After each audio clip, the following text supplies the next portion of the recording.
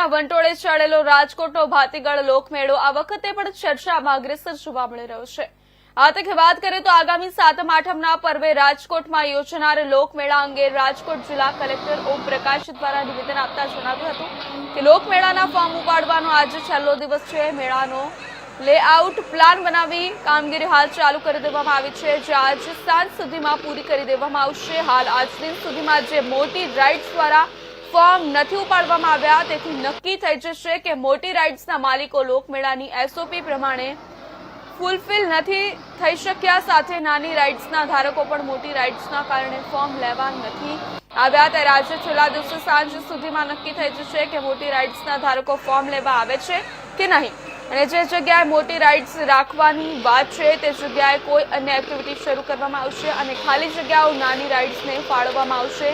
સાથે રાજકોટ મેળામાં મોટી રાઇડ્સને લઈ જાહેર કરવામાં આવેલા એસઓપીમાં કોઈ ફેરફાર નહીં કરવામાં આવે।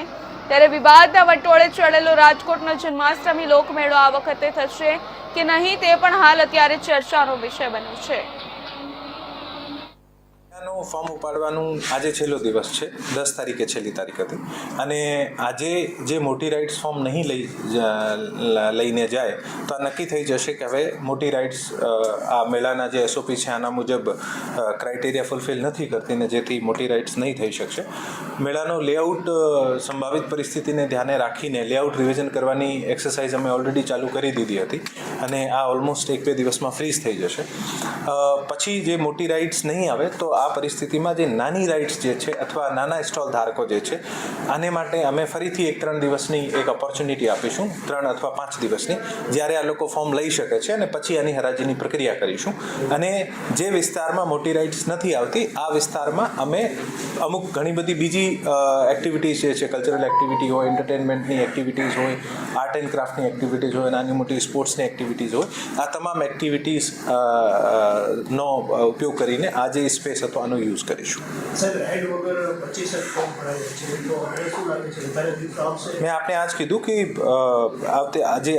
સાંજ સુધી ક્લેરિટી થઈ જશે કે જ્યારે મોટી રાઇડ્સ ફોર્મ નહીં લેતી હોય તો નાના દુકાનદારોને, નાની રાઇડ્સોને, અને આપણે તમામને પણ એક ક્લેરિટી થઈ જશે કે હવે સપોઝ મોટી રાઇડ્સ નહીં આવતી હોય તો આ જગ્યાએ આપણે બીજી એક્ટિવિટી કરીશું, અને જે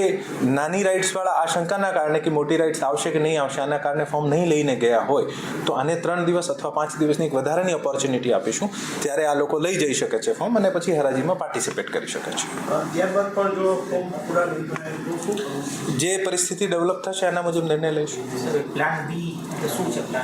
પ્લાન બી જે મેં અત્યારે આજ એક્સપ્લેન કર્યો, પ્લાન બી આ છે કે ઇન કેસ અગર મોટી રાઇડ્સ નહીં ફોર્મ લઈને જાય તો નાની રાઇડ્સને વધુ એક ઓપોર્ચ્યુનિટી આપીશું કે નાની રાઇડ્સવાળા ફોર્મ લઈને જઈ શકે છે, આની હરાજી કરાવીશું, અને જે જગ્યા મોટી રાઇડ્સના કારણે ખાલી થાય છે ત્યાં આપણે અમુક એન્ટરટેન એક્ટિવિટી મારફત આ જે ગેપ છે આને પૂરો કરવાનો પ્રયત્ન કરીશું। નાની રાઇડ્સવાળામાં જે તક આપશો એમાં મોટી રાઇડ્સવાળા કદાચ આવે તો એને તક નહીં? મોટી રાઇડ્સને છેલ્લી તક આપી હતી। મોટી રાઇડ્સના કારણે અમે આ આખું પ્લાન જે છે બહુ ડિલે કર્યો છે, અને મોટી રાઇડ્સના કેસીસમાં 1 મહિનો આને ખરેખર આને ઇન્સ્ટોલેશનમાં લાગતું હોય છે। હવે ફિઝિબલી નથી લાગતું કે મોટી રાઇડ્સ આવીને પછી આ એક્ટિવિટી કરી શકે છે, પછી આજે 10 તારીખ સુધી નહીં લઈ જાય તો પછી